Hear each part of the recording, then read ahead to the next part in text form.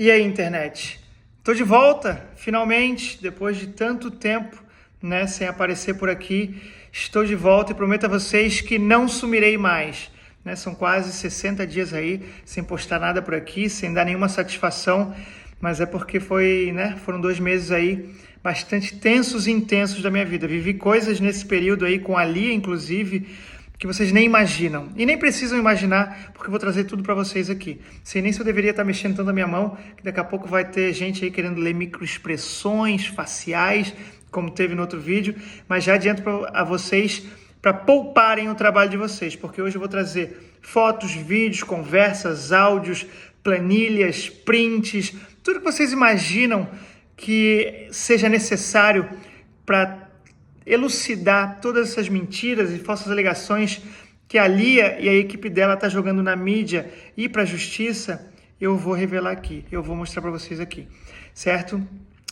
Foi difícil tomar essa decisão, porque vocês sabem que eu estou numa posição de acusado e quando tu fala para a internet nessa posição, não interessa. Quando sai uma acusação como essa, terrível como essa, desumana como essa, na internet, tu automaticamente já é cancelado, né? Ou melhor, condenado, né? Porque o tribunal da internet nem te julga, já condena na hora, né? Então eu não poderia voltar aqui apenas com palavras, eu teria que voltar aqui realmente com todas as provas. E é isso que eu estou fazendo aqui hoje.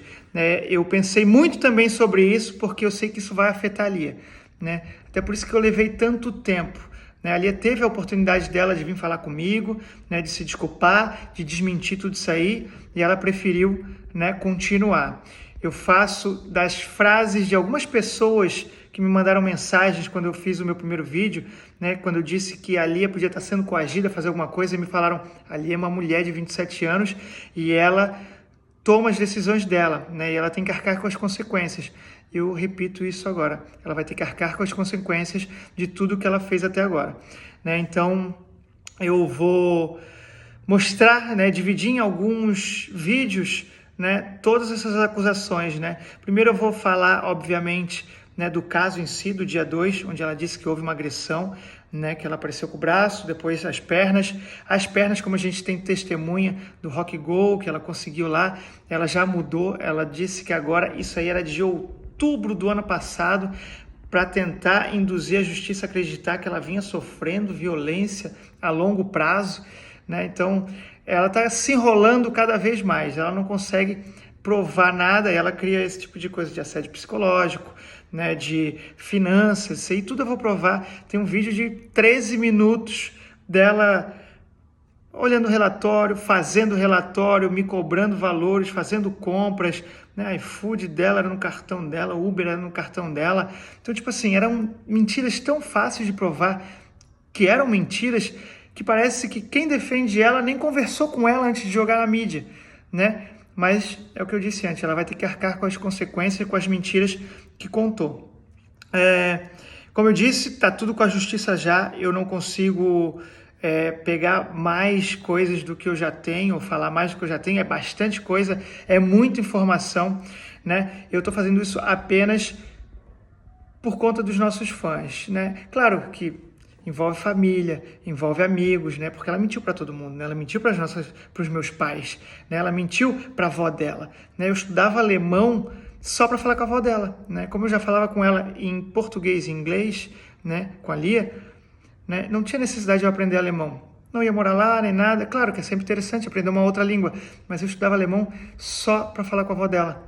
E ela tá fazendo a avó dela acreditar hoje, que fez 80 anos, né? A avó dela agora em março, né? Tá fazendo a avó dela acreditar que eu sou um bandido. Provavelmente a senhora vai morrer achando que eu sou um bandido. Como é que vive com um karma desse? Como é que acha que o universo não vai voltar isso para ela, né? Enfim, ela tomou a decisão que tomou, né? Tá surfando o hype aí, vendendo show, né? Sem remorso nenhum. Espero que ela arque com as consequências, como eu disse. Então vamos para o primeiro vídeo, que é esse vídeo do dia 2, né, sobre, né, todo o rolê, desde o início da nossa discussão até o BO dela, né, no dia 3 de fevereiro, certo? E aí todas as consequências a partir daí também em outros vídeos. Então isso tudo começou 2 dias antes da minha discussão com a Lia, né? A gente estava indo pro Rock Go no dia 31, no Uber, e descobrimos que essa produtora errou mais uma vez na venda de ingressos, colocando metade do valor do ingresso. Então a gente perdeu bastante dinheiro por conta desse erro dela. Ela já vinha tratando mal o cliente. Ela era uma pessoa bem difícil de lidar, eu só contratei ela porque ela me ajudou num show no Maranhão, e ela falou que ia mudar do Maranhão para São Paulo, resolvi ajudar, dei um emprego, e ainda adiantei salário para ela poder alugar um apartamento, né? Mas por conta de todos os erros, né, o mau tratamento com clientes e erros de português, né, que eram frequentes nos e-mails, a gente decidiu demitir ela. Já tinha contratado uma pessoa para o lugar e tudo mais, e ela ia trabalhar só até maio. E aqui dá para ver que ela e a Lia discutem, a Lia até se sente discriminada, né? Ela diz que não vai querer comissão, assume o erro, e é isso. Primeiro ato. E aí no dia primeiro, dia seguinte, né, a Lia foi fazer uma participação no Clube Barbixas, num show, e essa produtora foi, né, e eu tinha falado para a Lia, falar para ela não ir, porque a gente já tinha decidido em adiantar a demissão dela, né, por conta de tudo isso que vinha acontecendo, né, e aí a gente foi para casa, discutiu em casa e foi dormir brigado. Aí no dia seguinte, no dia 2 de fevereiro, que é o dia da discussão com a Lia, né, desse rolo todo, a gente discutiu no final daquela tarde, a gente teria um show no Guarujá à noite. E aí eu avisei essa produtora que ia ser demitida, que eu ia levar um humorista a mais, e perguntei se ela não se importaria de não ir. Isso bem antes da discussão, 1h43 da tarde. E ela disse que não, tudo bem. E eu falei isso não só porque ela ia ser demitida, mas também porque eu realmente precisava de um humorista mais experiente para abrir o show, já que quem ia levar a gente para o Guarujá seria uma humorista iniciante. Então eu perguntei para ele, 2h30 da tarde, tá por onde? Ele falou que estava em casa, convidei ele pro show do Guarujá e disse que ia sair às 6, só que ele só me respondeu no fim de tarde. Então nem deu tempo de eu substituir ele ou chamar outra pessoa. Acabou indo só eu ali e essa humorista iniciante. Só que antes disso, no final daquela tarde, eu e ali a gente discutiu por conta dessa produtora que ia ser demitida de novo. A gente descobriu mais uma cagada dela, só que essa discussão evoluiu para uma discussão de relacionamento. Né? Porque o que ninguém sabe é que eu e ali a gente não vinha indo bem, né? A gente já falava em divórcio. Na verdade, eu já pedi o divórcio há pelo menos 6, 8 meses, e ela sempre prometia que ia dar ou que ia ficar tudo bem, e nunca acontecia. Né? E eu pedi o divórcio por conta do comportamento dela cada vez mais agressivo. Ela fez parecer para o Brasil inteiro que eu era a pessoa agressiva no relacionamento, que eu era possessivo, que eu tinha algum problema nesse sentido, e na verdade sempre foi ela. Isso tudo vai ficar muito mais claro nos próximos vídeos que eu vou postar, mas aqui eu vou seguir com a discussão do dia 2.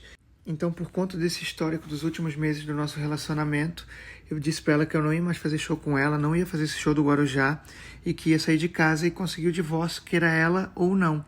E aí ela me trancou, não deixou eu sair. A hora que eu consegui sair na porta, corri pela escada, que a gente mora no 3º andar. Minha ideia era descer correndo pela escada. Ela me alcançou na escada, me segurou pela camiseta, arrancou minha camiseta inteira pelo pescoço, arranhou meu pescoço inteiro. E depois, quando não teve mais como segurar pela camiseta, ela segurou pelo cós da calça, rasgou minha cueca, como vocês estão vendo no vídeo, né? E aí eu tive que voltar para poder botar uma camiseta. Voltei, coloquei uma outra camiseta, e assim que eu tive a oportunidade, eu corri para fora de casa de novo. Ela me alcançou na escada, mas ela não segurou pela minha camiseta. Ela pegou meu boné, achando que eu não ia sair sem boné. E eu saí sem problemas nenhum. Entrei numa farmácia para comprar uma água. Estava meio desnorteado ainda, com sede de toda essa tensão. Olhei para trás, ela estava lá. Ela estava me seguindo na rua. Eu falei, não. Primeiro tu me tranca dentro de casa, agora tu me segue na rua, tu não quer me dar o divórcio. O que eu faço? Vou prestar uma queixa contra ti. Botei no Google Maps o primeiro batalhão da polícia, o mais próximo que tinha, e fui em direção a ele. E ela me seguiu. Aí, quando faltava 100 metros para chegar no local, ela me encurralou na garagem de uma empresa e me convenceu de que ia me dar o divórcio, que eu não precisava fazer aquilo e que a gente podia terminar os nossos compromissos profissionais, que a gente devia voltar para casa para fazer esse show do Guarujá. E foi o que a gente fez. Aí eu não fiz o BO, peguei um Uber com ela, fui até em casa, pegamos as câmeras, trocamos de roupa e fomos fazer o show no Guarujá. Tiramos foto com todo mundo no final, o show foi incrível. Inclusive, uma menina que tirou foto com a gente, o celular dela mostra data e hora, então dá pra ver que tá todo mundo feliz. Esse show eu fiz com maquiagem no pescoço, para não aparecer. Não foi a primeira vez que eu fiz show com maquiagem no pescoço ou no rosto, para não aparecer os machucados que ela me causava. E no final, ela disse que o pulso dela começou a doer e começou a botar uma água ali gelada para aliviar, né? Mesmo assim, feliz, tranquila, não quebrou o braço. Ela deixou um monte de gente acreditar que tinha acontecido algo com o braço dela porque eu fiz, que eu tinha quebrado o braço dela ou algo do tipo. Ela nunca desmentiu nenhuma das pessoas que falaram que ela estava com o braço quebrado por minha causa nos comentários do Instagram dela. Aí no dia seguinte a esse show, no dia 3, ela saiu depois do almoço para ir numa farmácia comprar alguma coisa pro pulso e comprou essa tipóia gigante, que na hora eu achei até um exagero, mas ela disse que era a única que tinha. E ela mandou uma mensagem na sequência dizendo que ia num doutor ver o que era esse braço. E aí estava demorando e disse que estavam querendo fazer ultrassom. E eu perguntei, mas o braço torceu ou bateu? E ela disse, então, estão querendo descobrir isso. Que nenhum de nós dois sabia o que tinha acontecido realmente com esse braço. O que eu sei hoje mesmo é que eu me arrependo muito de não ter feito aquele BO no dia 2, de ter acreditado que ela ia me dar o divórcio numa boa. Porque enquanto ela me dizia, às 6h55 do dia 3, que ela estava numa clínica, ela estava, na verdade, fazendo um BO contra mim. É isso mesmo, o BO que ela pediu para eu não fazer contra ela, ela foi lá no dia seguinte e fez contra mim. E adivinha quem é que foi a testemunha? Ela mesma, a produtora que ia ser demitida. Eu não sei quem convenceu quem a fazer esse BO, se a Lia falou para ela que ela ia ser demitida e a gente discutiu por causa dela e aí ela convenceu a Lia, ou se a Lia, por eu ter dito que ia fazer um BO no dia 2, convenceu ela a continuar trabalhando com ela se ela desse um depoimento mentiroso contra mim, porque no depoimento dessa produtora ela mente para a polícia em benefício da Lia. Ela diz que a Lia nunca teve acesso ao dinheiro, por exemplo, sendo que a própria Lia já pagou o salário da produtora. Ela diz que eu controlava laptop celular da Lia, sendo que o desbloqueio é feito por biometria e face. Ao contrário do meu computador, por exemplo, que a Lia sempre teve acesso porque tem a mesma senha desde que eu conheci ela na Nova Zelândia. Disse que eu não queria que ela fosse ao show do Guarujá para não ver a Lia machucada, sendo que eu falei para ela não ir ao show antes da gente sequer ter discutido. Mas enfim, isso tudo está sendo investigado e ela vai ter que se resolver com a justiça depois. Eu sei que a Lia voltou para casa normalmente nesse dia, não me falou nada. Eu só fui descobrir que existia um BO lá pro dia 7 ou 8, né? Então no dia seguinte, ali no dia 4, ela quis ir realmente fazer esse exame. Eu não sei se por dor real ou se para ajudar nesse processo todo do BO. E aí a gente pegou um Uber, fui com ela em 2, fizemos raio-x e ultrassom. Pelo que eu vi e falei com quem estava lá, não tinha aparecido nada, mas que a Lia deveria ir em outro médico para ver, certo? E a gente voltou para casa meio-dia para assistir a live do Rock Go, que a gente gravou no dia 31, 4 dias antes. Aí no meio da tarde, 2 humoristas iniciantes, que às vezes abrem os nossos shows, apareceram na minha casa para perguntar se ele estava bem, dizendo que tinha um boato de que ela tinha sofrido uma agressão. Aí eu perguntei para a Lia o que estava acontecendo e a Lia ficou muito nervosa. E aí eu fiquei, Lia, explica para eles que não houve nada, senão eles vão achar que eu te agredi, tu tá muito nervosa. É que eu não sabia ainda, mas é que ela já tinha feito um BO. Ela já tinha mentido para a polícia. Mas na minha cabeça tinha acontecido o quê? A Lia botou gelo no pulso lá no show, a menina que foi abrir viu, falou para a produtora, que foi a produtora que mandou ela levar a gente pro Guarujá. E essa produtora, como ia ser demitida, espalhou um boato falso. Eu sei que para tranquilizar todo mundo, a Lia falou com 2 humoristas mulheres e confirmou que não havia acontecido nada, nenhum tipo de agressão. Porém, eu saí essa noite de casa e fui ficar no hotel. Ficou tudo muito confuso para mim. Falei, Lia, volta amanhã, a gente conversa amanhã sobre isso. E a Lia chorou muito, não queria que eu fosse. Disse que quando eles fossem embora ali, eu podia voltar. Eu falei, não, amanhã eu volto. Voltei para casa no dia 5, ela não estava e não tinha deixado a chave. Liguei para ela, ela disse que estava num hotel. Convenceram ela a ir para um hotel. Eu não sei se nessa noite ela contou para eles que tinha feito um BO com falsas alegações e eles falaram para ela sair de casa, ou se ela decidiu manter essa história para eles e eles estão acreditando junto com todo mundo. Como eu ainda não sabia da existência desse BO, eu dei sequência no nosso processo de divórcio, que ela tinha me prometido. E ela disse pra gente conversar mais uma vez em paz. Ela queria saber também sobre a venda do especial. E eu mandei os áudios do nosso advogado falando sobre o divórcio, né, para ela decidir algumas coisas. E ela disse que não conseguia decidir racionalmente tudo isso e que queria muito falar comigo. Em um certo ponto do dia, a Lia parou de responder e sumiu. Eu disse para ela então que tinha alguma coisa acontecendo estranha com o nosso e-mail e que eu ia mudar a senha, porque eu não confiava em quem a gente ia demitir. Aí uma das meninas que a Lia tinha confirmado que não tinha acontecido nada, respondeu. Disse que estava dormindo com ela, porque ela estava muito cansada e estava num hotel. E eu achei estranho, porque a Lia nunca deu a senha dela para ninguém. E ela disse que a Lia deu a senha porque estava preocupada comigo e era para me responder se eu mandasse mensagem. E mandou uma foto da Lia desmaiada de remédio, algo que eu nunca tinha visto na minha vida. Foi a partir daí que eu comecei a ficar cada vez mais confuso, porque eram pessoas que não tinham nada a ver com a nossa vida, não frequentavam a nossa casa. Mas no fim acabei combinando de falar com a Lia no dia seguinte, quando ela acordasse. Aí eu liguei pra Lia e a Lia disse que só conseguia falar comigo em 1 hora. Falei, por quê? O que aconteceu? Ela falou, tô falando com a minha psicóloga. Aí eu falei, beleza. Te ligo meio-dia. Vê com ela pra me atender essa semana também. Que a gente falava direto, né, sobre terapia de casal antes do divórcio, e ele mandou o contato da psicóloga, pode falar com ela. Aí eu falei, precisamos conversar primeiro, falo com ela à tarde. Só que essa foi a última mensagem que eu recebi da Lia na minha vida. E conforme a Lia me pediu, eu mandei mensagem para essa psicóloga dela no dia seguinte de manhã. Falei, olá, tudo bem? Juliano Gaspar aqui, esposo da Lia Maria. Ela me passou seu contato para agendarmos uma sessão. E aí essa psicóloga dela disse que já tinha explicado para a Lia que não poderia ser terapeuta de casal nosso, porque ela já atendia a Lia e o vínculo dela com a Lia não era de terapia de casal. E eu achei muito estranho, por que a Lia ia mandar o contato da psicóloga dela se ela já tinha avisado para a Lia que não poderia ser terapeuta de casal nossa? E a conversa terminou ali mesmo, ela foi gentil ainda, disse que poderia indicar alguns amigos dela, psicólogos, e ela indicou, eu agradeci e foi isso. Durou 20 minutos a nossa conversa no dia 7 de fevereiro. E foi nesse dia que eu descobri que a Lia tinha um advogado e que tinha um BO contra mim. A gente teve uma reunião que a Lia não participou, né, online, sobre a venda do nosso especial, ela não apareceu. E aí apareceu um advogado querendo saber sobre essa reunião. E aí ele falou para esse meu ex-produtor, e meu ex-produtor me disse tudo que a Lia tinha feito. E olha só, enquanto eu ainda processava tudo, a Lia vai lá e lança aquele vídeo estranhíssimo onde ela tá lendo alguma coisa com uma tipóia gigante, dizendo ter sido vítima de violência física e psicológica. Disse também que não queria que nada disso se tornasse público, sendo que foi o próprio advogado dela que deu uma entrevista exclusiva para o UOL, fazendo com que a matéria saísse ao mesmo tempo que o vídeo que ela postou. Aí eu, me recusando a acreditar que a Lia pudesse estar conscientemente por trás disso tudo, lancei esse vídeo no dia 10, né, emocionado, querendo que ela aparecesse para poder esclarecer tudo o que estava acontecendo. Não conseguia acreditar que ela pudesse estar ciente de tudo isso.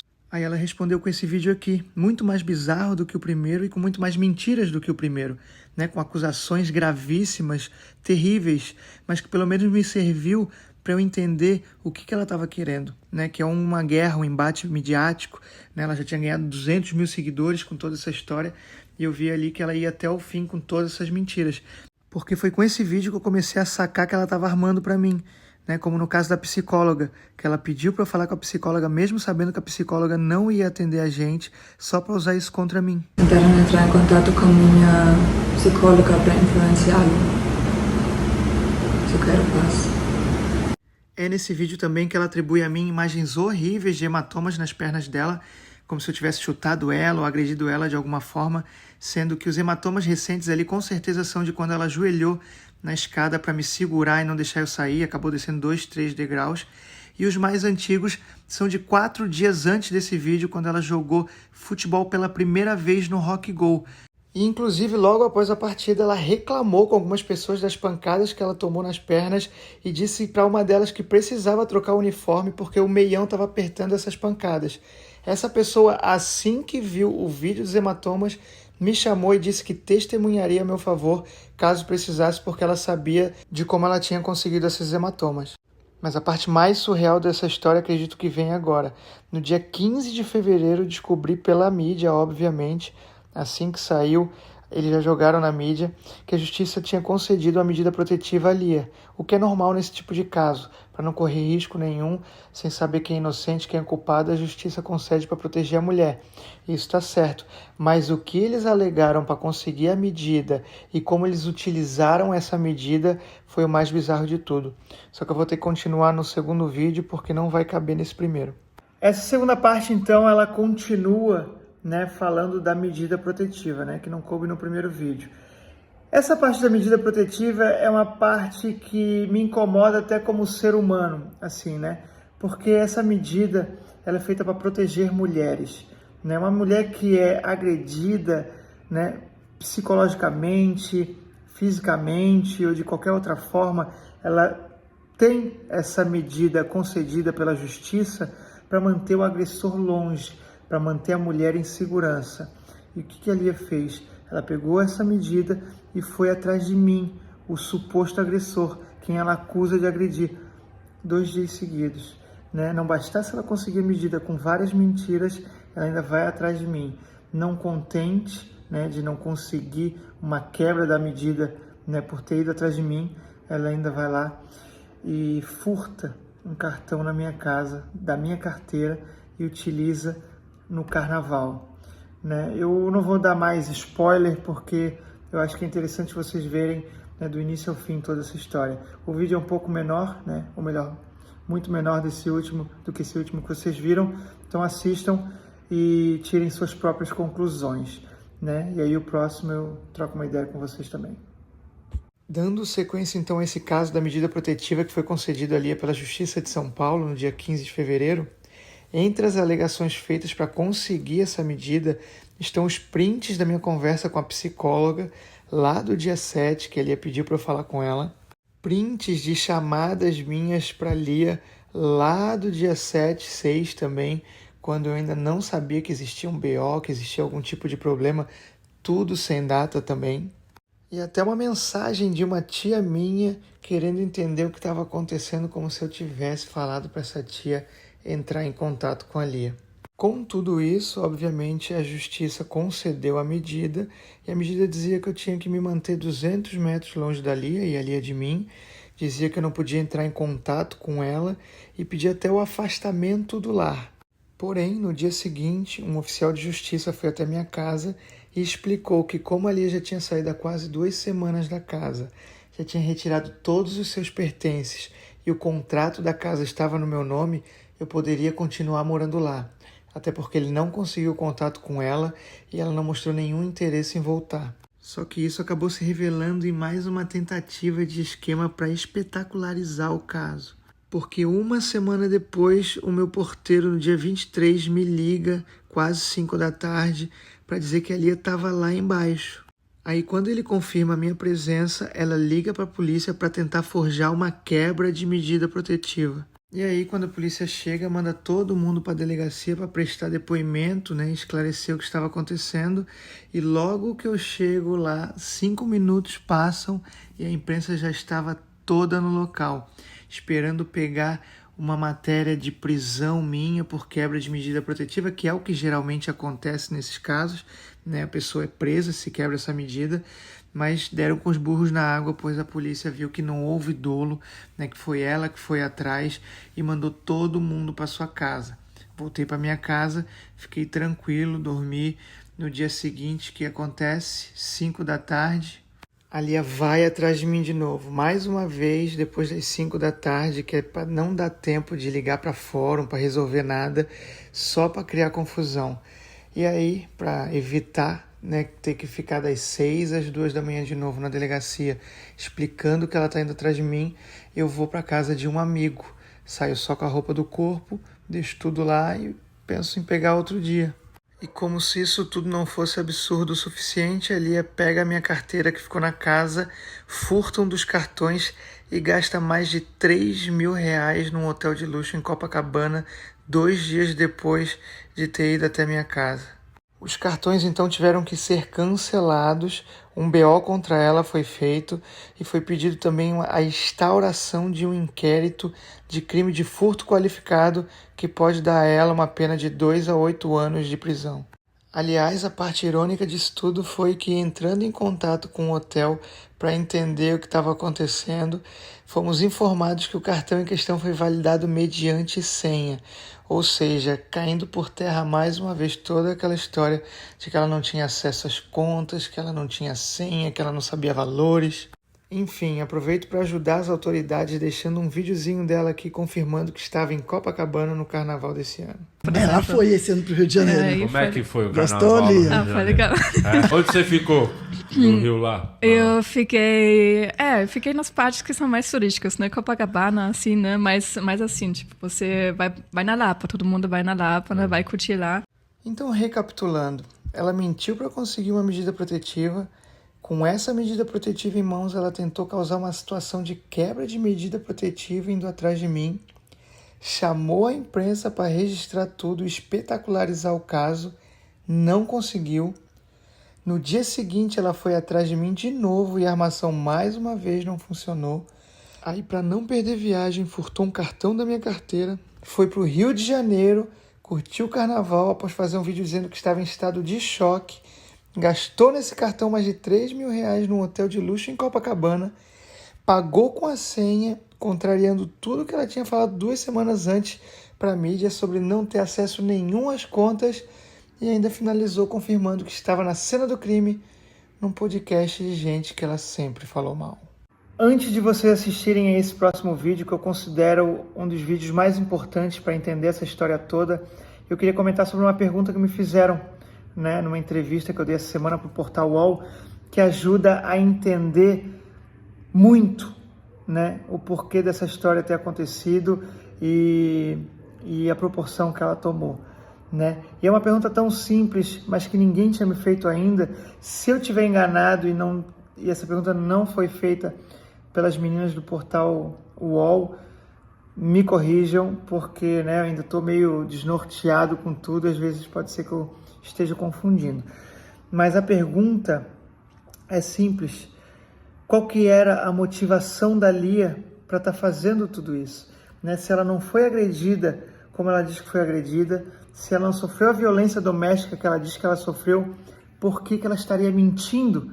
Né? É uma pergunta tão simples, mas que explica tanto. Então eu peço que vocês assistam, né, esse próximo vídeo para vocês entenderem, né, a motivação dela, a luta que eu tive para sair desse relacionamento, pelo menos aí nos últimos 9 meses, né, desde que a gente voltou da Europa. Então, é uma pergunta tão simples que pode ser respondida com esse vídeo. Beleza? Então, para falar dos pedidos de divórcio, preciso falar das crises de ciúme e obsessividade da Lia, né? Porque tudo para ela era motivo de traição, era motivo de desconfiança. Aqui, por exemplo, eu fiz uma piada nos meus stories, né, sobre o que dizem da minha voz ser mais arrastada, de eu falar cansado. E isso foi o suficiente para ela já insinuar uma traição. Já aqui em junho do ano passado, a gente combina de se encontrar no Starbucks que fica na rua da nossa casa. Eu me atraso 10 minutos e ela já começa a desconfiar, perguntar se eu estou traindo ela. Isso era o que acontecia quando a gente estava longe um do outro, né? Porque quando a gente estava perto, num quarto de hotel ou em casa, e ela tinha uma crise de ciúme ou de obsessividade, ela partia para o ataque. Ela vinha, me arranhava, me segurava, me chacoalhava. Em Madrid, por exemplo, no ano passado, quando a gente foi lá gravar o nosso especial de comédia na Europa, ela arranhou o meu rosto simplesmente por eu ter sido convidado para conhecer o estádio do Real Madrid pelo meu produtor. Como ela não queria ir, eu consequentemente também não poderia ir. Aí eu tive que fazer o show de Madrid, Amsterdã, Lisboa e Porto com maquiagem para não aparecer no especial. E essa tá longe, né, de ser a primeira vez que ela me atacou. Isso acontecia de tempos em tempos, na verdade. Sempre dependia de como ia estar o humor dela. Às vezes ela tinha crise de ciúme, mas ela não demonstrava no local que a gente estava. Ela ia me atacar em casa. Nesse dia, por exemplo, do vídeo, a gente estava fazendo um show no Hansá, no dia 26 de novembro. Esse vídeo é depois da meia-noite, já está aparecendo no dia 27 ali. Ela teve uma crise de ciúmes com a dona do clube ali, que é um amor de pessoa, é casada com Gabi, amigo nosso, tem 2 filhos, mas ela é muito engraçada, ela faz todo mundo rir. E ela ficava com ciúme disso. Aí chegava em casa e ela descontava no nosso relacionamento. Queria discutir comigo como se tivesse acontecido algo mesmo. E não tinha o que eu fazer, eu tinha que participar desse mundo que ela tinha criado, desse universo que ela tinha criado. Aí a gente discutiu no dia 27, pessoalmente, no dia 28 eu fui procurar um advogado, porque ela vinha fazendo isso muito frequentemente, né? E aí o que ela fez? Perguntou se eu estava com a Lia, ela continuava com aquilo, né? E aí voltei para casa à noite, conversamos, ficou tudo bem, mas no dia seguinte ela já estava de novo me perguntando, né, como eu saí da manhã, se eu estava indo no advogado, se a gente ia terminar e tudo mais. Era uma obsessão terrível, né? E aí eu falei com o meu advogado e pedi para ele me mandar algum link, algum modelo de divórcio. Ele me mandou um modelo de divórcio consensual, eu apresentei para ela, pedi para ela ler, mas ela me convenceu, a gente conversou de novo, ela me convenceu a não ter o divórcio. Meu advogado, inclusive, me falou que ela tinha entrado em contato com ele para saber o que eu tinha falado com ele, o que estava acontecendo, porque ela não queria. E essas crises não aconteciam só comigo, né? Aconteceu com outras pessoas também, mas não no nível de relacionamento. Não envolvia ciúme, envolvia o tato social dela. Então, por exemplo, no dia 2 de abril do ano passado, a gente estava no Festival Risorama, em Curitiba, né? Vários humoristas, e ela disse para mim que queria se matar, né? Eu só quero morrer. A Mel, que é a Mel Maher, saiu porque estava de saco cheio de falar comigo. Porque eu tô fazendo isso? Não quero estar nesse mundo. I don't belong here. Tu tá onde? Aí eu, obviamente, ia lá, tinha que falar com ela, tirar essa história de morte da cabeça dela, tentar mudar o humor dela no meio do rolê. E geralmente ninguém sabe que isso acontece, né? Porque ela tá sorrindo sempre. Quem ouvia sobre tudo isso era eu.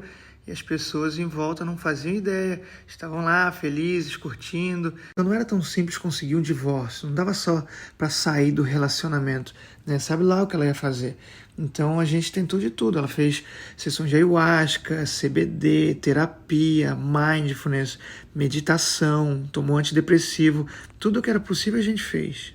Esse tipo de coisa acontecia também com gente que ela tinha mais intimidade, por exemplo, né? Como a nossa produtora lá do Sul, a gente trabalhou muito tempo com ela, nunca tivemos nada para falar dela. Aliás, acredito que tenha sido a melhor produtora que a gente teve em 3 anos de Bad Trip, e ela achava problema. Nesse trecho de conversa, por exemplo, ela me diz que a produtora nossa respondeu o e-mail com o seu e-mail pessoal e por isso ela provavelmente estava desviando publicidade que seria para gente, para outros artistas, como se as marcas fossem querer outras pessoas e não quem eles realmente foram atrás, que foi a gente. E mesmo que a pessoa estivesse a quilômetros de distância, a Lia sempre encontrava algo para dizer que a pessoa podia estar armando contra ela. Aqui, por exemplo, ela pegou um post dessa mesma produtora e me perguntou se aquele post podia ser uma indireta para ela, sendo que a pessoa estava vivendo a vida dela a quilômetros de distância, nunca tinha tido uma discussão com ela, nunca tinha brigado com ela, mas ela tinha essa paranoia de que alguém sempre estava armando algo contra ela. E essa produtora sempre foi gentil com a gente, ela tem um coração enorme, sempre ajudou a gente em tudo.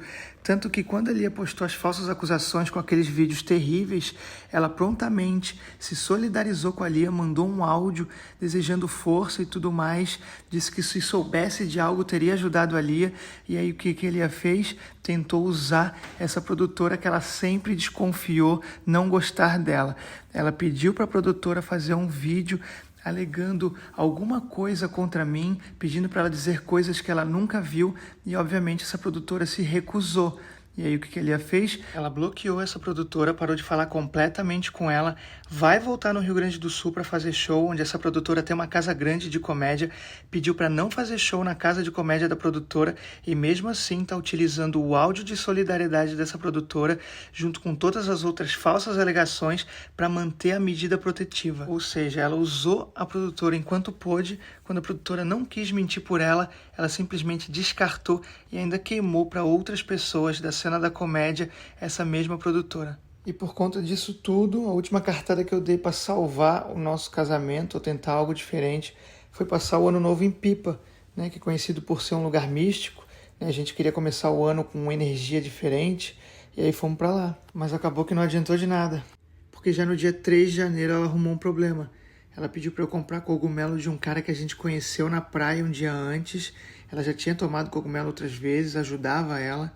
E eu mandei mensagem para esse cara mais cedo, no mesmo dia 3. Combinei com ele, ele foi até o nosso hotel e eu fiquei no quintal do hotel trocando ideia com ele. E aí eu fiquei em torno de 1 hora falando com esse cara. E aí ela perguntou, oi, como quem diz, onde é que tu tá? Eu falei, olha na janela, porque eu tava embaixo da nossa janela. Quando eu vi que ia dar confusão, eu falei pra ele, bicho, tô indo pro quarto, senão vou arrumar confusão com a minha esposa e amanhã o dia é longo. Mas não adiantou, eu entrei no quarto, ela começou a querer discutir por isso, a brigar. E aí, como já estava tarde, eu fui dormir na esperança de que ela pudesse acordar melhor no dia seguinte. Só que também não adiantou, ela quis continuar a briga, me trancou no quarto de novo, como sempre. Aí quando eu consegui escapar do quarto, eu me escondi no quintal do hotel e ela saiu atrás de mim. E não tinha a mínima condição da gente conversar, porque ela já tinha arrancado mais um pedaço da minha pele. Cheguei a fazer essa foto aí no dia 4, 12h14, e isso me deixou cicatrizes até hoje. E nessas mensagens é possível ver a alteração de humor dela, né? Ela mandava, se divirta então com teus novos amigos, como se fosse sair com o cara que eu falei na noite anterior. Bebê, voltou pra casa pra te buscar, porque eu quero passar o dia contigo, cara. E porque tu quer destruir tudo. Eu só quero estar contigo e tu quer se encontrar com outras pessoas, é isso? Então ela me acusava de querer acabar com tudo, de querer sair com outras pessoas, disse ali que estava com cogumelo pra gente tomar. Ela me liga diversas vezes, diz ali que estava com raiva porque eu fiquei falando com outra pessoa a noite inteira, né? Eu não consegui atender porque eu fiquei num caiaque, né? Ela foi para uma praia, eu fui para outra. Ela admite também ter começado a briga. Já na sequência, ela admite que parou de usar os remédios, algo que eu nem sabia, mas começou a fazer sentido para mim a mudança de comportamento dela. Ela, inclusive, disse para a justiça, para conseguir a medida protetiva, que eu pedi para ela parar de tomar os remédios e substituir por cannabis. E ela finaliza perguntando se eu saí com alguém mais uma vez. Então, depois de mais um ataque de fúria dela, depois de mais uma série de agressões verbais, de agressões físicas, de acusações, de mudança de humor, de descobrir que ela tinha parado o remédio e não tinha me contado, eu tive que tomar uma decisão drástica, né? Ela não queria me dar o divórcio, então eu fui e pedi o divórcio para a tia dela. A tia dela é a figura materna dela, né? Foi quem ajudou a criar ela junto com a avó dela, né? Era quem eu considerava minha sogra. Então, eu não vi outra solução senão ter que pedir o divórcio e ajuda diretamente para a tia dela. Então, vamos lá. Vocês vão ver que eu não falei tanto dessas crises de ciúme, falei mais de trabalho, né? Que tinha uma pressão muito grande também para eu escrever para ela o tempo todo. Então, eu vou traduzir para vocês porque a mensagem está em inglês. Olá, como estão vocês? Tudo bem? Primeiro de tudo, feliz ano novo para todos vocês. Espero que estejam ótimos. Eu gostaria de compartilhar o que está acontecendo com a gente, comigo e com a Lia, para deixar vocês saberem por que eu não estou indo para a Alemanha no próximo mês de março, para o aniversário da Uma. Uma é a avó da Lia. Eu amaria ir, é um importante evento para toda a família e eu realmente queria estar presente nesse dia especial, mas eu e a Lia não estamos indo bem. Como você sabe, nós estamos juntos por 7 anos já e nós construímos uma grande vida no Brasil. Mas ultimamente, nos últimos 2 anos, nós enfrentamos muitos problemas na nossa relação, em geral causados pela saúde mental da Lia. Eu conheço o histórico mental dos pais dela e sempre tive medo que algo assim pudesse acontecer a ela. E como eu disse antes, nos últimos 2 anos, nós vimos muito disso ocorrendo a ela. Ela tem um certo tipo de fobia social e isso tem crescido, provavelmente com o uso das redes sociais. Nós trabalhamos com internet hoje, nós fazemos uma grande vida, nós temos tudo o que queremos. Nós viajamos, nós compramos apartamento, terreno, nós ajudamos minha família, nós compramos tudo o que queremos, mas ela nunca está feliz. Lia se tornar comediante não foi escolha dela, isso aconteceu por acaso, enquanto ela me acompanhava fazendo meus shows, me ajudando. Desde o início até agora eu escrevi quase tudo para ela, porque ser comediante nunca foi a coisa dela. Isso nunca foi o sonho dela. Ela, claro, desenvolveu um pouco nessa área, mas ela ainda está muito longe de fazer por ela mesma. E ter que ser 2 artistas ao mesmo tempo custou minha saúde mental também. Não porque eu estou fazendo isso por ela, eu faço isso por nós, pelo nosso sucesso na vida. Mas dia após dia, ao passo que conquistamos mais e mais coisas juntos, os problemas dela comigo, a fobia social e tudo mais tem piorado.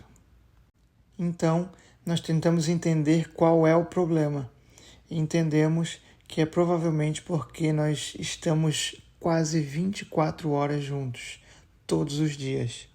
A solução então que encontramos para tentar salvar a nossa história é ter um tempo um do outro. O plano era passar o próximo mês de março separados. Eu ficaria no Brasil enquanto ela aproveitaria a família na Alemanha. Porém, ultimamente, eu estive pensando que isso pode não ser suficiente, porque a maior parte das nossas discussões e brigas são causadas sem razão. Usualmente isso acontece porque ela não consegue ter responsabilidade para nada que acontece com ela, sempre me culpando por tudo na sua vida. Eu não consigo mais ver solução em lugar nenhum. Ela está fazendo terapia, ela está tomando remédio, ela fala com a avó frequentemente, mas nada disso está funcionando. De novo, ela tem tudo, mas eu não consigo entender o que fazer para ela ser completamente feliz e mentalmente saudável. Por essa razão, eu estou aqui, não somente para falar a você, como figura materna dela, que eu não estou indo para a Alemanha com ela, mas também que eu tentei tudo o que era possível para salvar o que a gente tem. E eu entendo que não há nada mais que possa ser feito. Eu comecei fazendo tudo o que era possível para salvar a nossa relação, e agora eu penso sobre o divórcio para salvar a minha própria saúde. Eu amo a Lia como nunca amei ninguém antes, e é por isso que eu estou contando isso a você, para que você me ajude a fazê-la entender que isso é o melhor para nós dois. Eu falei com ela muitas e muitas vezes sobre essa decisão, mas ela não leva a sério. Ela diz que as coisas irão melhorar, mas a única coisa que eu vejo é a nossa relação ficando pior e pior. Eu realmente fiz tudo o que era possível e parte do meu coração ter que vir aqui falar com você sobre isso, mas eu estou sem esperanças. Eu darei a ela qualquer coisa que ela quiser do que conquistamos juntos, porque eu não estou fazendo isso por dinheiro, posses ou nada mais. Eu faço isso por nós. Obrigado, Micaela. Desculpe por perturbar você. Aí ela respondeu: Olá, Juliano. Obrigado pela sua mensagem. Eu lamento sobre o que você me disse. Primeiramente, me deixe pensar sobre isso e eu irei contatar você de novo. Um dos maiores absurdos dessa história toda que saiu na mídia, né, desde o início, é que a Lia não tinha acesso às finanças. E essa eu acho que é a minha parte favorita, né, porque a Lia não só tinha acesso às finanças, como ela controlava numa planilha tudo que a gente ganhava, seja valores de shows, seja valores de publicidade, seja valores de participação em shows, né? Então, mentir por mentir já é errado, já é feio, já é burro até.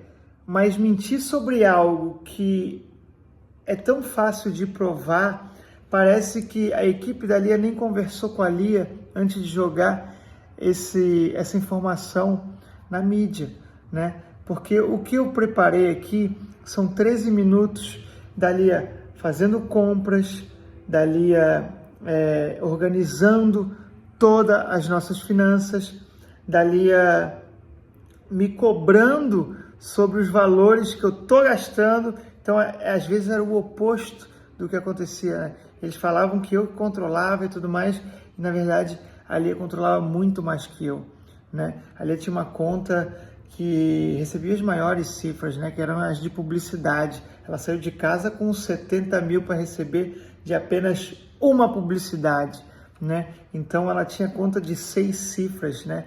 Cartão que ela usava, Uber, iFood. Como é que alguém mente sobre isso? E agora eu deixo com vocês um vídeo de 13 minutos, onde é provado que a Lia tinha total liberdade, né, financeira e acesso ao nosso dinheiro. Então, geralmente funcionava assim. O meu produtor me mandava o fechamento do mês e eu mandava para ela, ela fazia o controle. Né? Aqui, por exemplo, o fechamento é de maio de 2022. Aqui já é abril de 2022, né? Tem ali um show em Curitiba, Festival Risorama e até uma ação de marketing do Nubank. Já que, além do fechamento de março de 2022, eu encaminhei também para ela a confirmação do pagamento de todos esses shows para ela poder ter no controle dela. Aqui, por exemplo, temos todos os borderôs e relatórios do mês de junho de 2022. Deve ter sido o mês mais movimentado para a gente naquele ano. Fizemos muitos shows no Rio de Janeiro, Santa Catarina, e eu mandei tudo para ela em planilhas, né, borderôs direto dos sites onde vendíamos os ingressos. Então, ela tinha tudo desde o início e ela avaliava todos esses borderôs, essas planilhas, tanto que ela me cobrava depois para eu poder cobrar dos nossos produtores. Uma semana depois ela já tinha tudo em mãos, perguntando sobre os shows. Falava de valores, dizendo o que faltou, perguntava de coisas que tinham sido descontadas, como voo, né? Os produtores precisam, né, também ganhar com os shows, então ela reclamava de descontar valores de voos e tudo mais, mas ela tinha todo o controle para botar na planilha que a gente tinha sobre as nossas finanças. Ela cuidava disso. A avó dela é contadora, ela sempre foi boa com isso, cresceu fazendo isso com a avó e era ela que fazia isso tudo pra gente. E ela colocava tudo manualmente numa planilha de controle dela. Eu até recebi uma notificação, isso tudo pelo menos desde 2020, que foi quando a gente começou a viajar com show e vender ingressos. Já na última imagem a gente consegue ver que tudo era organizado mês a mês, né? Nas planilhas, tudo isso enviado pela nossa produção para que ela pudesse passar para a planilha dela e ter esse total controle que ela disse que nunca teve. Já essa é uma conversa, né? Um trecho de uma conversa onde ela para em um shopping para fazer compra, sem precisar me pedir dinheiro, sem precisar me perguntar se pode comprar ou não, né? Porque ela tem a conta dela, ela tem a senha dela, o cartão dela, o Uber dela no cartão dela, o iFood nosso é no cartão dela. Eu digo nosso porque eu não podia ter iFood, tinha que ser no dela para ela poder controlar. Acho que nessa conversa eu inclusive peço para ela me pedir o iFood, porque eu não posso pedir. Mas na sequência vocês podem ver, eu pergunto onde é que ela está. Ela fala que está no caminho de volta, disse que quis andar, mas estava perto do Oscar Freire e parou para olhar a calça. Né? Eu falei que eu gosto, ela perguntou para mim se ela deveria levar e perguntou o que eu achei. Não sei, gostoso, tem que ver, tu que sabe. Se tu gostou, preciso de calça, né? Mas vê aí e vamos comer, né? Porque eu tô com fome aqui, tô abandonado. Então ela pediu o meu almoço no cartão dela, que eu ocultei ali o endereço, né, sem problema nenhum, e continuou fazendo compra. E a única coisa que eu falava disso tudo era da demora. E aí, gostosa, vai ficar de rolezinho aí a tarde toda? Vamos resolver nossas coisas aí. Tem que ir pra academia também. Tá pensando em agora. Tu tá com rabinho nessas calças aí. Vê o que tu acha se tu for usar. Eu só não sei sobre esse sapato aí, né? Esse sapato. Não sei. Diferente. Então eu coloquei esse trecho da nossa conversa justamente para isso, para mostrar que não tinha nenhum tipo de controle, que ela tinha o dinheiro dela, ela comprava quando queria, parava onde queria para comprar as coisas. E a única coisa que ela me pedia era opinião, mesmo, né? Como qualquer casal. Aqui também mais uma conversa no dia 12 de agosto, onde eu estou em um lugar, ela está em outro, né? E a gente está fazendo compras para casa. Eu comprando algumas coisas, ela comprando outras. Ninguém pergunta qual é o valor, ninguém pergunta se pode comprar, ninguém pergunta quanto pode gastar, que a gente nunca teve isso. Isso é coisa que ela inventou para jogar na mídia e tentar botar a opinião pública contra mim. Inclusive, nesse áudio eu peço para ela comprar um produto para queda de cabelo. Não me julgue. Bebê, minoxidil tu vai comprar ou eu compro? Deixa que eu compro, né? Que daí senão tu não vai saber. É melhor tu compra. Eu já agora comprei a toalha e a barmata, né? Aquela mata para chão. E tô vendo se eu acho serapotaco em algum lugar agora, mas difícil, né? Onde é que será que tem? Nos mercados grandes tem. Tu lembra qual que era o produto, né? Tu lembra da foto, né? Tem a foto aí, senão eu te mando. Tá, eu só tô pensando em qual grande mercado eu vou passar, porque tô aqui no pátio ainda. E aí depois vou ter que ver se eu passo um grande, né? Tá, vê aí, qualquer coisa tu me fala. Tu conseguiu o adaptador também? Eu vou passar na farmácia pra comprar o bagulho lá. E se tu puder, também traz o leite. Tá, sim, eu achei, passei.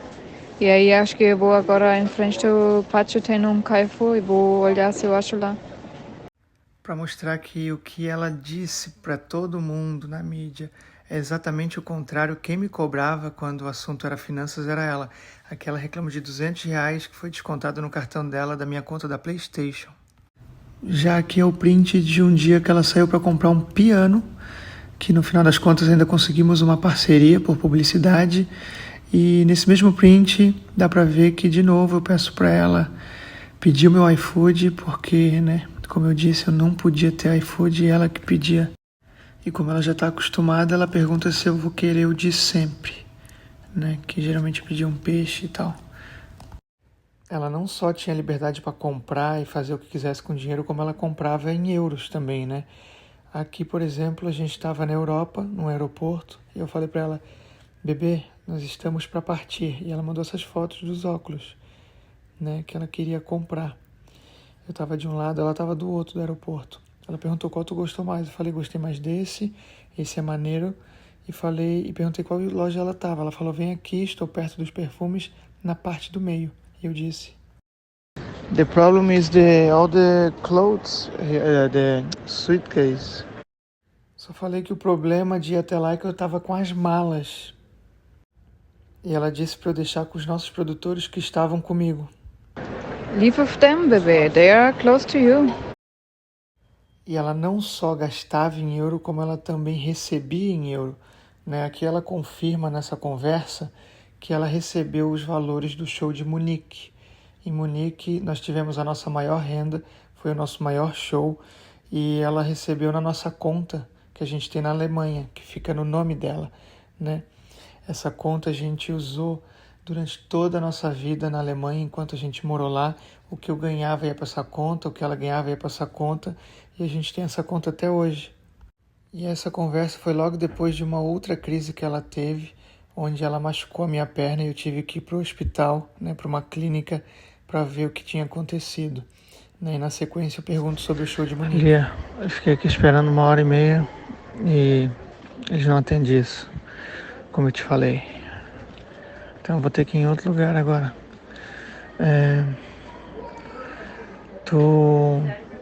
O valor de Munique entrou na tua conta aquela vez, só para eu entender aqui, que eu já vou pensando na conversa com o Bart. Me passa certinho isso. Aquela entrou na minha conta, sim. E tu tá indo pra onde? Onde é que tu tá agora? Esse trecho é interessante também para mostrar esse print que a Lia mandou de uma conversa com a proprietária da última casa que a gente tinha morado, onde a proprietária reclamava que a última empresa da Lia ainda estava no endereço dela e ela continuava recebendo correspondência. E a Lia disse que ia tirar. Isso é bom para mostrar que ela sempre esteve envolvida nos negócios desde o início, desde as primeiras empresas que a gente teve. E na continuação da conversa ela me liga várias vezes e pergunta se eu ainda estou no hospital, onde eu fui tratar da lesão que ela tinha me causado. Algo que foi dito pela Lia e pela equipe dela nesse processo era de que eu não queria que a Lia fosse artista, ou que eu tinha inveja que a Lia fosse artista, né, muito bem sucedida, ou então até que eu queria pegar carona no sucesso da Lia, sendo que a Lia sou eu. Eu escrevia para a Lia, eu roteirizava para a Lia, eu dirigia os vídeos, gravava os vídeos, editava os vídeos para todas as plataformas. Como é que alguém pode ter inveja de si mesmo? Não faz nenhum sentido. E para mostrar o quanto eu ajudei a Lia em todo esse processo, né, artístico e de carreira, eu separei algumas provas que demonstram que eu estive sempre do lado da Lia, né, no seu desenvolvimento, do início até o fim. Ó, muito dos roteiros que eu escrevia para ela, eu já escrevia direto no WhatsApp, que era para agilizar o nosso processo. Né? Esse aqui, por exemplo, é de São Luís do Maranhão. Né? Toda vez que a gente ia fazer um show em alguma cidade, a gente fazia um vídeo sobre a cidade para poder vender ingresso. Né? Se não me engano, esse show foi no dia 4 de novembro e dia 23 de novembro eu já estava trabalhando nele. Desculpa, 23 de outubro eu já estava trabalhando nele. Então tem aí gírias, pontos turísticos, né? Tudo que indica e que pudesse ajudar. Né? Aqui, por exemplo, já é o vídeo do curso de malandragem. Né? Escrevi dia 22 de março de 22. Né? Esse aqui provavelmente é o primeiro deles. Uma coisa que eu fazia muito era pegar a pauta quente. Né? Então, na época da Copa do Mundo, eu escrevi um monte de piada para ela sobre como se enturmar com um brasileiro falando de futebol. Né? Um vídeo onde ela fica no espelho e tudo mais. Inclusive a piada do Minion, a gente botou no último minuto, que foi uma figurinha que eu achei na minha carteira, que eu peguei na Europa. E aí a gente fez uma piadinha do Neymar ser um Minion e tudo mais. Enfim, esse tipo de vídeo rolava muito, né? Pauta quente. E eu já escrevia direto no WhatsApp dela. Isso também é um bom exemplo de pauta quente, né? Onde eu escrevi um vídeo sobre ela se candidatar, candidata alemã, né? Aproveitando o hype aí das eleições. Isso foi 17 de setembro, a eleição foi no início de outubro, se não me engano, né? O segundo turno no final de outubro. Então isso aí também foi para aproveitar o momento. Os vídeos que davam muito certo, a gente aproveitava para fazer uma segunda versão. Então, esse aqui é o segundo vídeo da capivara. Teve um vídeo de capivara dela que bombou muito. Eu escrevi um segundo também para poder aproveitar, principalmente porque a gente estava voltando a Curitiba, a gente tinha que vender ingresso e a gente acabou gravando esse segundo vídeo. Né? Ali vocês veem que tem um briefing de um trabalho para remessa online, porque como eu disse, eu escrevia todo o nosso conteúdo, né? Seja ele piada, publicidade, e 2 dias depois ali daquele vídeo da capivara, eu escrevi para ela esse da remessa online, né? Pra gente, né? Porque a gente usava esse Instagram dela como nosso produto, né? Nossa empresa. Então tem tudo aí, desde o Reels ao Stories, tudo muito completo sempre. Mas eu acho que o meu vídeo favorito atualmente de todos que eu fiz para ela é esse do Dia das Mulheres, que ela fixou no perfil dela para lacrar. No dia 8 de março do ano passado eu escrevi esse vídeo, fiz uma extensa pesquisa, né, para a gente poder aproveitar como a gente aproveitou as outras pautas quentes. Né? Toda vez que tinha algum momento acontecendo, alguma coisa acontecendo, eu escrevia um roteiro para ela, para a gente poder viralizar e chegar em mais pessoas, né? E hoje ela usa contra mim, né, para corroborar toda essa situação que ela criou, como se ela tivesse criado o vídeo. O nosso formato de maior sucesso também, né, que são os pensamentos dali, eu criei para ela. Ela adora se gabar desse quadro aí em podcast, então tá aí, ó, Curitiba, vídeo da capivara que bombou, Floripa, Porto Alegre, Belo Horizonte, Campo Grande, México, né? Fazia dos países também. Eu tinha uma nota só sobre TikTok e Reels para ela também. Tinha aí como uma gringa explicaria, tinha pensamento sobre São Paulo, Racionais. Aqui já é o rascunho do meu e-mail. Tu vê que praticamente tudo é pro perfil dela, quase nada pro meu, né? Seja publicidade, seja vídeos, seja sobre as cidades, tudo era criado para levantar o nome dela. Né? Inclusive tem ali o último, Léo Lins Quadrinhos, porque além dos vídeos, além dos conteúdos, eu tinha que escrever as piadas que pediam a gente. O Léo Lins sempre acompanhou o nosso trabalho e ele, por gostar do nosso trabalho e acreditar que a Lia escrevia, ele convidou tanto eu quanto a Lia para escrever para esse novo livro dele. Né? Um livro sobre piadas pesadas chamado Humor Negro e Branco. Né? E obviamente eu tive que escrever tanto para mim quanto para ela. E aí saiu o nome dela no livro como se ela tivesse sido autora das próprias piadas, o que nunca aconteceu, né? Nem nesse livro, nem nos vídeos que a gente postava, nem nos nossos shows do Bad Trip, tudo sempre foi criado por mim. Se eu entrar aqui no meu e-mail, eu tenho ainda, ó, dia 6 de 6 de 2021, foi quando eu escrevi as piadas dela para poder mandar para ele. E todas as piadas estão aqui, não lembro se foram usadas todas, se a gente mudou alguma coisa, mas tudo foi enviado. Eu ajudei ela, inclusive, a escrever a história dela para o Em Pé na Rede, que é uma história que não precisa ter piada, mas ela estava com muito medo, não sabia organizar uma história, e aí eu peguei alguma coisa que a gente tinha vivido junto que ela pudesse contar, né? porque não podia contar uma história que ela viveu. Então eu peguei uma história engraçada que a gente viveu com os tios dela e linkei com a doença do tio dela, coitado, que agora pelo menos já está melhor, mas que na época estava passando por um processo de quimioterapia por conta de leucemia, e fiz ela linkar a história que a gente viveu no Rio de Janeiro com a doença que ele estava vivendo no momento. Aqui no dia 7 de outubro, eu enviei alguns trocadilhos para ela, para a gente poder gravar o UTC. Né? Apesar do UTC ter o formato perfeito para ela, onde as piadas já estão na mesa, eu escrevi um trocadilho ou outro para ela poder tirar uma onda com o pessoal lá.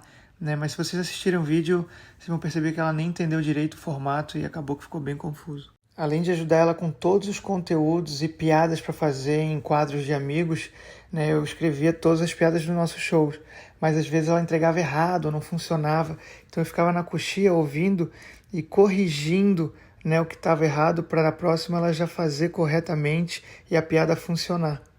Como aqui, por exemplo. Eu jogo na capivara e eu descobri, aí tu fala isso, eu descobri que capivara nem tem. O cara tava só me enrolando. Essa do corno, quem escreveu as músicas tem que ver se tá funcionando, né? Porque a galera não entendeu direito hoje, né? Temos que trocar essa do elevador, que não tem janela, para algum outro papo. Eu ajudei ela de todas as formas para ela ter essa audiência que ela tem hoje, para ter essa fama que ela tem, né? Porque a gente investiu na gente, né? A gente nem via o Instagram dela como algo só dela, né? Tanto que a gente comemorava cada conquista do Instagram dela, como por exemplo quando o Mano Brown comentou o post, né? Quando ele começou a seguir, a gente comemorou bastante. Quando o Bial começou a seguir, a gente comemorou. Quando o Ronaldo Fenômeno, né, começou a seguir recentemente, a gente ficou muito feliz, né? E hoje essa galera toda acha que eu sou um agressor e tudo mais, porque ela inventou essa história toda, né, por não aceitar um divórcio. Então, quer dizer, eu trabalhei durante 6 anos escrevendo piadas, produzindo conteúdo para ter essa audiência, e o que ela fez com essa audiência? Botou contra mim. Usou toda a fama que eu ajudei ela a criar para me difamar. E não é fácil criar conteúdo de qualidade, né, ter a atenção das pessoas. Às vezes eu desafiava ela também. Nem sempre entregava tudo mastigado. Nesse print, por exemplo, eu joguei uma ideia sobre Lia Maria Dublé, que em alemão é Doppelgänger, né? Quando tem uma segunda versão de você. Ela perguntou como assim? Eu falei, a ideia é de vídeo para ti. Aí eu falei, tu explica o que é a palavra e mostra tuas dublês. E dei 2 exemplos. Só que esse vídeo nunca saiu, ela nunca conseguiu desenvolver o vídeo em si, né? E um bom exemplo disso é quando eu tentei desafiar ela para que ela escrevesse um pouco mais e eu tivesse um pouco mais de tempo para fazer outras coisas, né? E aí eu saí para um show e ela disse que quando eu voltasse ela ia ter um vídeo. E aí eu voltei e ela tinha um vídeo. E é esse aqui. 4 marcas brasileiras com nomes alemães. Eisenbahn. A marca de cerveja alemão significa ferrovia. Hering, que é uma marca de roupa que não se pronuncia Hering, e significa Arenque, que é um tipo de peixe parecido com Masadinha. Renner, a loja de departamentos não se pronuncia Renner, e significa corredor. Kaiser, a marca de cerveja não se pronuncia Kaiser, e significa imperador. Bom, tá aí o vídeo, ele ainda tá no perfil dela. Se ela tirar, fiquem tranquilos, eu posto lá nos meus stories. Mas a ideia aqui é mostrar que esse vídeo, né, criado por ela, que eu achei excelente quando eu vi, foi postado no dia 19 de abril de 2021. E eu lembro que eu achei uma baita ideia quando eu vi. Pô, marcas brasileiras com nomes alemães, ela deu os exemplos ali do que significa. Achei interessantíssimo, dei os parabéns, ela aceitou os parabéns, né? Ficou feliz, orgulhosa de ter feito um vídeo. Só que daí começou a aparecer uns comentários estranhos, dizendo que esse vídeo estava igual de uma outra alemã e tudo mais. E do nada, esses comentários eram apagados, né? Ela apagava esses comentários e dizia que esses comentários tinham sido apagados pelas próprias pessoas, até que alguém marcou a menina que tinha feito o vídeo original. Algumas marcas brasileiras têm significado em alemão. Hering significa peixe arenque. Renner significa corredor. Kaiser significa imperador.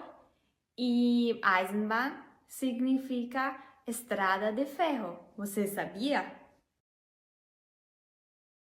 É isso mesmo que vocês estão vendo. Ele copiou o conteúdo de uma outra influencer alemã, influencer essa muito menos experiente do que a Lia, que está há muito menos tempo no Brasil, mas que já produz o seu próprio conteúdo, né? Provavelmente não tem um brasileiro para escrever para ela, e ela foi lá e roubou o conteúdo da menina e postou 11 dias depois, né? E a única coisa que ela mudou foi a ordem das marcas e a estética ali.